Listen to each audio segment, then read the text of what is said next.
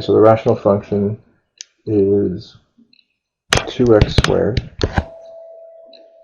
plus 2x minus 4 all over x squared plus x. Okay, so remember the first step of any graphing any rational function is that we want to factor first. So let's factor this. It'll be 2 times x squared plus x minus 2. And in the denominator we can factor out an x with x plus 1. Factor the numerator a little bit more, so this can be 2 times.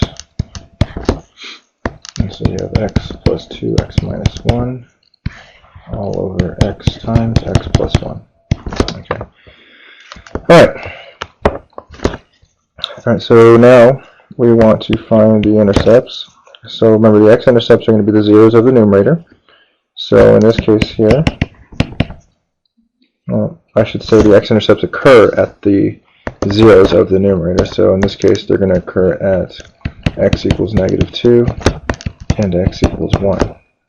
Now the y-intercepts, this occurs when x is equal to 0. So if I sub 0 into the original function, notice here if I sub in 0, the top is negative 4, but the bottom is 0. So in this case, f of 0 is undefined.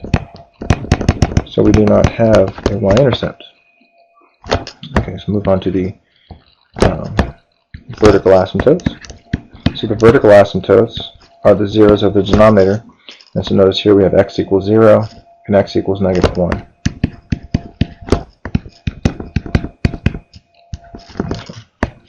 And our final step before graphing is going to be our horizontal asymptotes. These occur, and in this case what we do is we look at the ratio, or we look at the, anytime we're finding horizontal asymptotes, we're looking at the degrees of the numerator and denominator. In this case, the degrees are equal. So the horizontal asymptote is going to be the ratio of the leading coefficients. So in this case, 2 over 1 here. So our horizontal asymptote is y equal 2. Okay, so let's go ahead and plot this information. So hopefully this is enough space. Okay, so we're going to say x equals negative 2, 1, 2, intercept, x equals 1, intercept. Our y-intercept was undefined here at the origin. Vertical asymptote, x equals 0.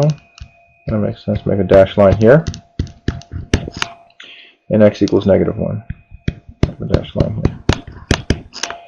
And our horizontal is 2. So 1, 2, and 1, 2.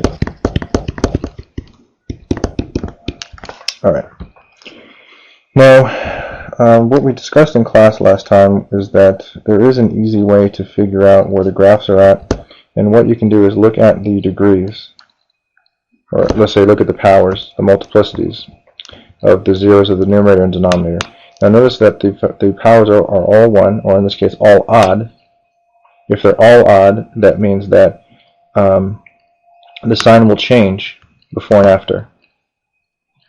So remember when we make a number line, let's say like down here below, I'm going to make my number line. And I plot those things. So I plot the intercepts, negative 2. Let's see, my vertical asymptote negative 1,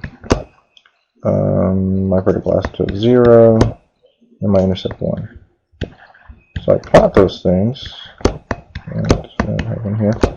All I have to really do is pick a test point here, let's say x equals negative 3, and once I know that sign, since these are all odd, I know that the signs will alternate at each test point. So let's say if I look at negative 3, I'll focus here in the factored form. If I sub in negative 3, the first factor is going to be negative, the second factor is going to be negative.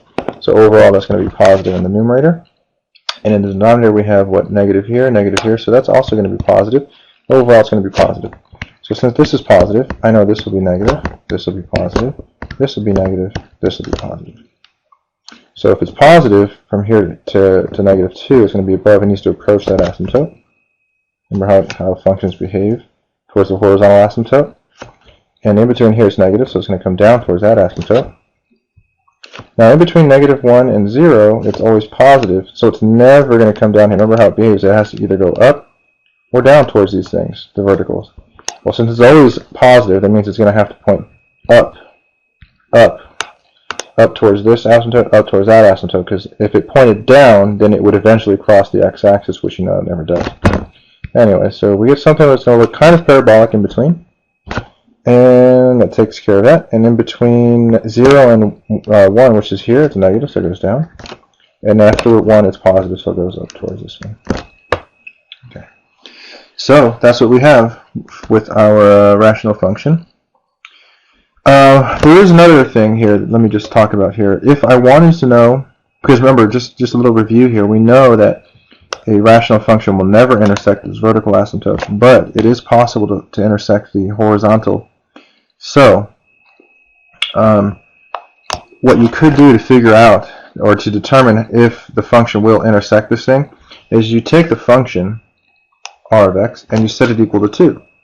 Because keep in mind, r of x is a y value, and I want to know when the y is going to be 2. So I set that equal to 2, solve that for x, and if I do get a solution, then at that particular x, that's where it would cross. At that x, it would cross the horizontal. If there's no solution, then it never crosses.